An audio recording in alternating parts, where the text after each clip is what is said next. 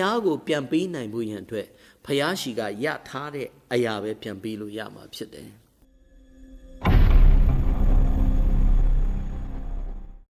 လေဖျားသခင်ကသူ့သားသမီးတွေအတွက်ပြင်ဆင်တဲ့ဥယျာဉ်ရှိတယ်ပေါ့နော်ဟေရှာယအနာဂတ်ကျမ်းခန်းကြီး35အငယ်10မှာထာဝရဖျားကယ်လွတ်တော်မူသောသူတို့သည်ပြန်လာ၍သခြင်းဆိုလျက်ထာဝရဝမ်းမြောက်ခြင်းတရဖူကိုဆောင်းလျက်ဇိယုန်မြို့သို့ရောက်ကြလိမ့်မည်ဝမ်းမြောက်ရွှင်လန်းခြင်းအခွင့်ကိုရကြ၍ဝမ်းနည်းခြင်းနှင့်ညီးတွားခြင်းသည်ပြေးသွားရလိမ့်မည်အာမင်ဒီမှာတော့ဇိယုန်တို့ပြန်ရောက်တဲ့အခါမှာပေါ့နော်ရှေးလူတွေဆိုဖမ်းသွားခြင်းတိမ်သွားခြင်းတွေအမျိုးမျိုးဝမ်းနည်းခြင်းတွေချီးကွဲခြင်းတွေကြုံခံခြင်းတွေနှိမ့်ဆက်ညှင်းဆဲခြင်းတွေစသည်အဖြစ်အမျိုးမျိုးရှိတယ်ဒါပေမဲ့ဖျားကယ်လွတ်တဲ့အခါမှာဖျားကြီးစုတော့ပဲဖျားမကယ်လွတ်ရင်ဣသရေလလူတွေကျွန်ဘဝမှာဂိတ်ဆုံးသွားတာကြာပြီအေဂုတုပြည်ကနေလည်းပြန်ထွက်ခွင့်ရှိမှာမဟုတ်ဘူးဒါပေမဲ့ဖျားသခင်ကယ်လွတ်တဲ့အတွက်ကြောင့်လွတ်မြောက်ရတယ်ပေါ့နော်ညီးတွားခြင်းတွေကြားတွေကခက်ခဲခြင်းတွေကြားတွေကအုပ်ဖုတ်ရခြင်းတွေကြားတွေကကြာပုတ်တွေအောက်ထဲကဣသရေလလူတွေကလွတ်မြောက်ခြင်းအခွင့်ကိုရတယ်နော်ပြန်လာတဲ့အခါတခြင်းဆိုနိုင်တယ်ဆိုနိုင်တဲ့အခွင့်ကိုဖျားပြင်ဆင်တယ်ဒါကြောင့်ညာဦးချိန်မှာငိုကြွေးခြင်းလာပြီးမဲ့နန်နဲ့ရ၌ကတခြင်းဆိုရတဲ့အခွင့်ရှိတယ်ထာဝရဝမ်းမြောက်ခြင်းတရဖူကိုဆောင်းလျက်ဟာလေလုယာကျွန်တော်ပြောချင်တာအဲ့ပိုင်းလေးပါနော်ထာဝရဝမ်းမြောက်ခြင်းတရဖူကိုဆောင်းလျက်ပထမဘာတရဖူမှမရှိဘူးဘာပဲရှိမလဲဝမ်းနည်းခြင်းရှိတယ်ချီကွဲခြင်းရှိတယ်အဲ့ဒါတရဖူလို့ဖြစ်နေတာနှိမ့်ဆက်ညှင်းဆဲခြင်းတွေနဲ့အမျိုးမျိုးသောကတွေမျက်ရည်တွေအဲ့ဒါတွေကသူတို့တရဖူလို့ဖြစ်နေတာအခုတော့ဒီအရာတွေမဟုတ်တော့ဘူးဖျားကကယ်လွတ်လိုက်တဲ့အခါမှာထာဝရဝမ်းမြောက်ခြင်းတရဖူဆိုတာဖျားသခင်ရှိမှရှိတယ်ဖျားသခင်ကဝမ်းမြောက်ခြင်းတရဖူကိုပေးနိုင်တယ်အဲ့ဒီဝမ်းမြောက်ခြင်းတရဖူကအခက်ခဲထဲမှာလည်းဝမ်းမြောက်လို့ရတယ်အားလုံးအစဉ်ပြေနေလို့ဝမ်းမြောက်တာမဟုတ်ဘူးမပြေလည်ခြင်းတွေရှိရင်လည်းအဲ့ဒီမှာဝမ်းမြောက်နိုင်ခြင်းအခွင့်ဆိုတာဘာလဲ joy ဖျားပြင်ဆင်ပေးတယ်ဒါကြောင့်ဖျားကကျွန်တော်တို့အတွက်ပြင်ဆင်ထားတယ်အဲ့ဒီတရဖူကိုကျွန်တော်တို့အရယူခံစားနိုင်ပါစေလူလောကမှာပင်လျှင်အဲ့ဒီဝမ်းမြောက်ခြင်းကိုကျွန်တော်တို့ခံစားနိုင်တယ်ဝမ်းမြောက်ခြင်းဆိုတဲ့အရာဝင်ရောက်နေရာယူလာတဲ့အခါမှာဝမ်းနည်းခြင်းနဲ့ညီးတွားခြင်းကပြီးသွားမှာဖြည်းဖြည်းတော့မဟုတ်ဘူးပြီးသွားလိမ့်မယ်ဒါကြောင့်ကျွန်ရဲ့အသက်တာမှာဝမ်းမြောက်ခြင်းကိုဆောင်ယူပါဝမ်းမြောက်ခြင်းအသက်တာကိုပိုက်ဆိုင်ပါဒါဆိုလို့ရှိရင်တော့ဝမ်းနည်းခြင်းနဲ့ညီးတွားခြင်းကသင်နဲ့အဝေးဆုံးရောက်သွားလိမ့်မယ်နော်နှစ်တိလေးရှစ်မှာယခုမှစ၍ဓမ္မတရဖူသည်ငါအဖို့တူထားလျက်ရှိထိုနေ့ရ၌တရားသဖြင့်စီရင်သောသူတည်းဟုသောသခင်ဖျားသည်ထိုတရဖူကိုငါ၌အပ်ပေးတော်မူမည်ထိုမြမကပေါ်ထွန်းတော်မူခြင်းကိုတောင်းတသောသူအပေါင်းတို့၌လည်းအပ်ပေးတော်မူမည်ဒီမှာတော့တမန်တော်ကြီးရှင်ပေါလုကပေါ့နော်တရဖူတစ်မျိုးအကြောင်းပြောတယ်အဲ့ဒါကပါဆိုဓမ္မတရဖူပေါ့နော်သူ့ရဲ့အသက်တာအတွက်သူကသိကြတယ်ဘုရားသခင်ကငါအဖို့တူထားလျက်ရှိတယ်တဲ့ဓမ္မတရဖူခဏကျွန်တော်တို့အားလုံးလည်းအဲ့ဒီတရဖူကိုငန့်လင့်ဖို့ရန်ဖြစ်တယ်ဓမ္မတရဖူယခုမှစ၍ဓမ္မတရဖူငါအဖို့တူထားလျက်ရှိဘုရားရှင်သိမ်းထားတယ်ထိုနေ့ရ၌တရားသဖြင့်စင်တော်တူတီဟုသောဘုရားသခင်သည်ထိုတရဖူကိုငါ၌အပ်ပေးတော်မူမည်ကောင်းကင်ရွှေပြည်ရောက်တဲ့အခါမှာဖယားကအပ်ပေးမယ်တဲ့။ဘာလဲဓမ္မတရဖူ crown ရအောင်မှာဓမ္မတရဖူအဲ့ဒါလေးကိုဆောင်းရခြင်းခွင့်ရှုံးမယ်တဲ့ရှင်ပေါလုကသခင်ဖယားရဲ့ပေါ်ထွန်းတော်မူခြင်းငန့်လင့်တဲ့သူတောင်းတတဲ့သူသခင်ဖယားကိုမျှော်လင့်နေတဲ့သူသခင်ဖယားကိုငန့်လင့်နေတဲ့သူချီဆောင်ခြင်းနေ့ရက်ကလည်းနေ့ဒီထက်နေလာပြီဖြစ်ပေါ်ထွန်းတော်မူခြင်းကိုတောင်းတတဲ့သူအပေါင်း၌လည်းအပ်ပေးမယ်ပါလေဓမ္မတရဖူတဲ့ဖယားသခင်သို့ထားလျက်ရှိတယ်တမန်တော်ကြီးရှင်ပေါလုကလည်းအဲ့ဒါကိုအယံငန်းလင့်တယ်ခဏကျွန်တော်တို့အတွက်လည်းထုံနေတူဖယားပြင်ဆင်ထားလျက်ရှိတယ်ဒါကြောင့်အဲ့ဒီဓမ္မတရဖူကိုကျွန်တော်တို့စောင်းရခြင်းအခွင့်လည်းဖယားပြင်ဆင်မှာအမှန်တကယ်ပဲဟုတ်ပါတယ်ရှာကုတ်ခန်းကြီး1အငယ်7မှာစုံစမ်းနှောက်ယှက်ခြင်းကိုသီးခံသောသူသည်မင်္ဂလာရှိ၏ အကြောင်းမူကားစစ်ကြောစုံစမ်းခြင်းကိုခံပြီးမှသခင်ဖျားကိုချစ်တော်သူတို့အားဂရိထားတော်မူသောအသက်တရဖူကိုရလိမ့်မည် praise the lord အသက်တရဖူဆိုတာရှိတယ်အဲ့ဒီအသက်တရဖူအဲ့ဒီ crown လေးမလာခင်မှာစုံစမ်းနှောက်ယှက်ခြင်းရှိတယ်အဲ့ဒါကိုသိခံဖို့လိုအပ်တယ်စုံစမ်းနှောက်ယှက်ခြင်းကိုခံပြီးတော့မှကြော်ဖြတ်တယ်ယောဘဆိုကြော်ဖြတ်တယ်ယောသလည်းကြော်ဖြတ်တယ်များစွာသောသူတွေကြော်ဖြတ်တယ်စုံစမ်းခြင်းဆိုတာရှိတယ်ကြော်ဖြတ်ဖို့ဖြစ်တယ်အမျိုးမျိုးခံစားရတဲ့အရာတွေရှိတယ်အသက်ပေးသည့်တိုင်အောင်တမန်တော်တွေဆိုရင်ဆိုင်သွားတယ်ရှေ့တန်ရှင်သူတွေအမျိုးမျိုးဒီဘက်ကာလတိုင်အောင်အသက်ပေးသွားတဲ့သူတွေအများကြီးဒီခေတ်တိုင်အောင်ရှိတယ်မြေမြုပ်ပြီးတော့မှအရှင်လက်လက်တပ်ဖြတ်ခြင်းခံရတဲ့သူတွေလည်းရှိတယ်ကြီးစွာသောအခက်ခဲတွေအသက်ဘေးတွေ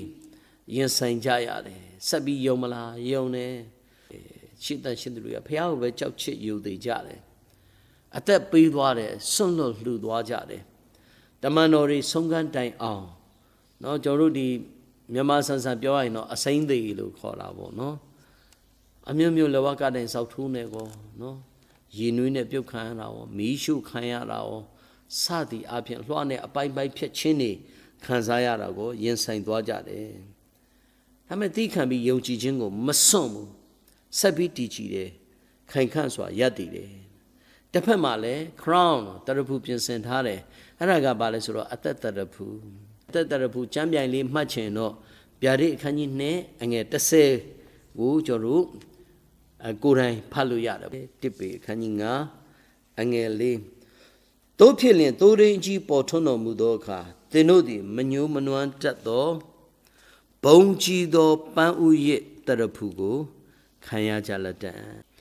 သခင်ဖျားကြွလာခြင်းနေ့ရက်ရောက်တဲ့အခါမှာသိုးရင်းအကြီးပေါ်ထွန်းတော်မူသောအခါသိုးရင်းကြီးရှိတယ်သူပေါ်ထွန်းတဲ့နေ့ရက်လာလိမ့်မယ်နေ့ဒီထက်နေလာပြီဖြစ်တယ်ဘာတရဖူကိုပန်းဥယျကိုရမလဲဆိုတဲ့အခါမှာဘုံကြီးသောပန်းဥယျတရဖူဘုံကြီးခြင်းဆိုတဲ့အဲ့ဒီဥစ္စာဖျားဘုံနဲ့ဆိုင်တဲ့အရာကိုပင်လျင်ဖျားကကျွန်တော်တို့အားလုံးတွေပြင်ဆင်ပေးထားတာအမှန်တကယ်ပဲဟုတ်ပါတယ်ဗျာဒိတ်အခန်းကြီး3အငယ်7မှာတော့ဘယ်လိုရေးလဲဆိုတဲ့အခါမှာငါသည်အလင်းမြန်လာမည်တင်ဤတရဖူကိုအဘယ်သူမျှမယူစေခြင်းငှာရခဲ့ပြီးသောအရာကိုဆွဲကင်လောသခင်ဖျား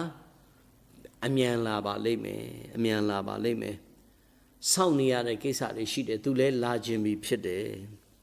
တင်းတရဖူကိုအဘယ်သူမျှမယူစေခြင်းဟာဖျားပြင်ဆင်ပေးခဲ့ပြီဖြစ်တဲ့အဲ့ဒီတရဖူတွေကိုဘယ်သူမှမယူဖို့မလူယူဖို့ပြောမဆိုစုံစမ်းခြင်းတွေအပြည့်ရဲ့သွေးဆောင်ခြင်းတွေဒန္တာကြီးဆိုတဲ့အရာတွေဒီအရာတွေနောက်မှလိုက်ပြီးတော့မှဒီတရဖူတွေကိုအပါမခံဘူးကျော်ရဲ့အသက်တာမှာအကောင်းဆုံးပြင်ဆင်ထားဖို့ရန်ဖြစ်တယ်။ယနေ့ကျော်တို့ကိုဖျားပြင်ဆင်ပေးတဲ့အဲ့ဒီဥယျကိုကျော်တို့တန်ဖို့ထားဖို့ဖြစ်တယ်။အဲ့ဒီဥယျကလွယ်နဲ့ရတာမဟုတ်ဘူး။လွယ်နဲ့ရတာမဟုတ်ဘူး။လူလောကမှာဒီ crown ရဖို့ဆိုလူတွေအကုန်ကြီးကြအများကြီးခံရတယ်။အပင်ပန်းခံရတယ်။ကျော်တို့ကို crown တွေကိုဖျားကပြင်ဆင်ပေးတဲ့အခါမှာဘယ်နည်းအားဖြင့်ပြင်ဆင်တယ်လဲကျော်တို့တစ်ချက်ကြည့်ရအောင်မဿဲ29မှာစုပင်နှင့်ရက်သောဥယျကိုကောင်းတော်၌တင်ကြ၏ကျော်တို့အတွက်ဖျားပြင်ဆင်တဲ့တရဖူတွေအမျိုးမျိုးရှိတယ်အဲ့ဒီတရဖူကျွန်တော်တို့စောင်းနိုင်ဖို့ရန်အတွက်ဘသူကလှုပ်ပေးလဲဆိုတော့ယေရှုခရစ်တော်ကလှုပ်ပေးသွားတာဖြစ်တယ်သခင်ယေရှုလူလောကမှာလာတဲ့အခါမှာတန်ရာတန်ချက်တွေလှန်ချက်တွေအမျိုးမျိုးခံသွားတယ်အဲ့ဒီထဲမှာမှစူးဖြစ်ရက်သောဥယျတရဖူဆိုတာရှိတယ်ဥယျသေးသေးလေးကနေခေါင်းထဲမဝင်အောင်တခါတည်းအသားတွေကိုဖဲ့ပြီးတော့မှစူးဆိုင်ပြီးတော့မှတခါတည်းသွေးတွေဗျမ်းကနေထွက်လာတယ်အကြောတွေအကုန်ထိခိုက်တယ်မျက်နာတစ်ခုလုံးသွေးတွေနဲ့ပြည့်ခေါင်းတစ်ခုလုံးသွေးတွေနဲ့ဆူရွှဲသွားအောင်အဲ့ဒီစူးဥယျကိုတခါတည်းပြင်းထန်စွာသခင်ယေရှုခရစ်တော်ရဲ့ ဥကောင်းတော်ပေါ်မှာတခါတည်းရိုက်ချပစ်တာဖြစ်တယ်တကယ်တော့အဲ့စူးဥယျကဘသူနဲ့တန်လာလဲဆိုတကယ်တော့ကျွန်တော်တို့နဲ့တန်တာဖြစ်တယ်အဖြစ်ကိုကြိုက်နေတဲ့ကျွန်တော်နဲ့တန်တာဖြစ်တယ်ဒုစရိုက်ကိုလုံနေတဲ့ကျွန်တော်တို့နဲ့တန်တာဖြစ်တယ်လောဘဒေါသမောဟတွေနဲ့ပြည့်နေတဲ့ကျွန်တော်တို့ခေါင်းနဲ့ပဲလာတန်တာဖြစ်တယ်မဟုတ်မဟတ်တွေစဉ်းစားတတ်တဲ့ဒီခေါင်းညှဉ်းနွမ်းတာတွေကိုတွေးတောကြံစီလှုပ်ဆောင်တတ်တဲ့ဒီခေါင်းကအဲ့ဒီအမင်္ဂလာကျင့်ချင်းအမင်္ဂလာကအမှန်တော့လူသားနဲ့ဆိုင်တာသင်နဲ့ကျွန်တော်ဆောင်းရမယ်စူးဥယျဖြစ်တယ်ကျွန်တော်ကတန်ရှင်းခြင်းနဲ့ကင်းဝေးနေတဲ့သူတွေဖြစ်တယ်ဟာရန်ဤဝကလာတဲ့အဖြစ်ကတစ်မျိုးနေစဉ်ကိုကအဖြစ်ကိုကြိုက်ပြီးတော့မှမကောင်းမှန်သိရနဲ့လုံနေတာတွေကအမျိုးမျိုးအပြင်မှာသွားမလို့တော့မှစဉ်းစားခြင်းအဖြစ်တွေးတောခြင်းအဖြစ်အသက်တာကိုညဉ့်ညမ်းစေတဲ့အရာတွေအမျိုးမျိုးရှိတယ်ဒါမဲ့ကျွန်တော်တို့ကိုသခင်ဖျားကအဲ့ဒီစူးဥယျမပေးဘူးအဲ့ဒီဒဏ်ကိုကျွန်တော်တို့ကိုမခံစားစေဘူးအဲ့ဒီငရဲကိုကျွန်တော်တို့ကိုမခံစားစေဘူးယေရှုခရစ်တော်ကအဲ့ဒီစူးဥယျကိုသူ့ရဲ့ခေါင်းမှာဆောင်းခြင်းခံရတယ်အပြစ်အတွက်ခံသွားတယ်ဘယ်သူအပြစ်အတွက်လဲလူသားအလုံးအပြစ်အတွက်အပြစ်နဲ့ကင်းစင်တဲ့ယေရှုခရစ်တော်ဖခင်သခင်ကအဲ့ဒီစူးဥယျတရဖူကိုသူကဆောင်းသွားတဲ့အခါမှာကျွန်တော်တို့ကစူးဥယျကနေလွတ်မြောက်ရခြင်းအခွင့်ကိုရရှိသည်သာမကဝမ်းမြောက်ခြင်းတရဖူဓမ္မတရဖူအသက်တရဖူဘုံကြီးသောတရဖူဆိုတဲ့အဲ့ဒီတရဖူများသခင်ဖခင်အဖြစ်ခံစားဖို့ခွင့်ဖခင်ပြင်ဆင်မဆပေးတယ်ဒါကြောင့်အဘယ်သူမျှမလူယူစေနဲ့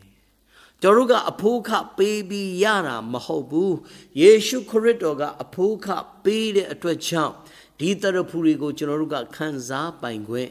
ရရှိလာတာအမှန်တကယ်ပဲဟုတ်ပါလေသခင်ဖျားရှိရောက်တဲ့ခါမှာတဲ့အဲ့ဒီခံစားရတဲ့အဲ့ဥယျတရဖူတွေကိုကိုင်းပြီးတော့မှဒီဟာအားလုံးဟာကိုယ်တော်နဲ့ပဲထိုက်တန်ပါတယ်ဖျားဆိုပြီးဖျားသခင်ရှေ့မှာပြန်လဲပြီး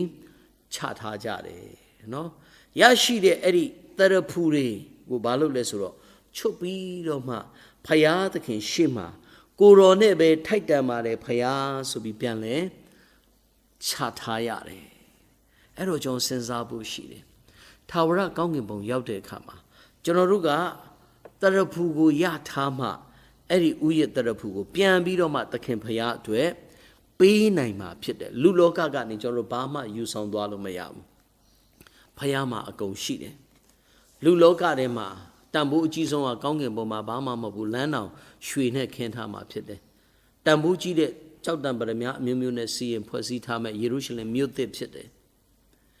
ဒါကြောင့်ဖျားကိုပြန်ပေးနိုင်ဖို့ရန်အတွက်ဖျားရှိကရထားတဲ့အရာပဲပြန်ပေးလို့ရမှာဖြစ်တယ်ဖျားပေးတဲ့အရာကလည်းတန်ဖိုးဖြတ်လို့မရတဲ့အမတန်မှဘုံနဲ့ပြည့်စုံသောအရာဖြစ်တယ်ဒါကြောင့်မလို့ဒီတရဖူတွေကိုကျွန်တော်ရဲ့အသက်တာမှာရရှိခွင့်ယေရှုခရစ်တော်အဖင်ဖြစ်တယ် praise the lord ကျင့်ရင်းကနေလွတ်မြောက်စေသည်သာမကကြမ်းတမ်းစွာကျွန်တော်ရဲ့ဥကောင်းမှာရောက်လာမဲ့နေရာမှာအမတန်မှနူးညံ့သိမ်မွေ့ပြီးဘုံကုံအမျိုးမျိုးနဲ့ပြည့်စုံတဲ့တင့်တယ်လှပတဲ့အဲ့ဒီ crown ဖခင်ကပြင်ဆင်မဆပေးတာဟုတ်တယ်ဒါကြောင့်မလို့ကျွန်တော်တို့ရောက်စီတိုင်းအသက်တာမှာကောင်းကင်ဘုံသွားတဲ့အခါမှာလက်ချီးသက်သက်မဖြစ်ဖို့ဘုရားရှင်ကောင်းချီးပေးပါစေကျွန်တော်တို့လက်ချီးသက်သက်ပြန်မဲ့သူတွေမဟုတ်ဘူးကောင်းကင်ဘုံရောက်တဲ့အခါမှာတန်ဖိုးဖြတ်ယူမရတဲ့အဲ့ဒီသရဖူတွေနဲ့အတူဖခင်မျက်မှောက်တော်မှာတိုးဝင်ရမဲ့သူတွေဟုတ်တယ်